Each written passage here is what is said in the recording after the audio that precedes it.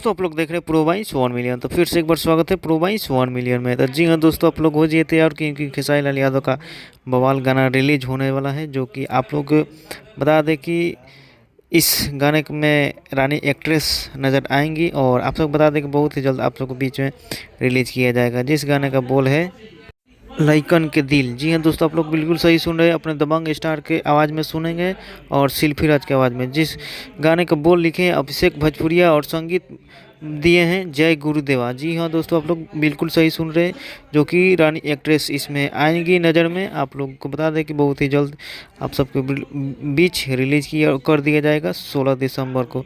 जी हाँ दोस्तों, audio song है और आरडी ट्यून से Bhojpuri tune, RD tune Bhojpuri से आएगा इस गाने को।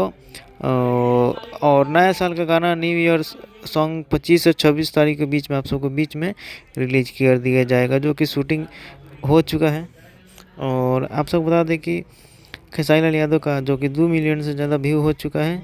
और आप सबको बता दें कि बहुत ही जल्द आने वाला है ट्रेलर भी उसका डांस का, जो कि आप सबके बीच में, जो कि जैसे टीजर को रिलीज की तैयार दिए वैसे ट्रेलर को भी दीजिए। जब तक लिए जय हिंद, जय भोजपुरी।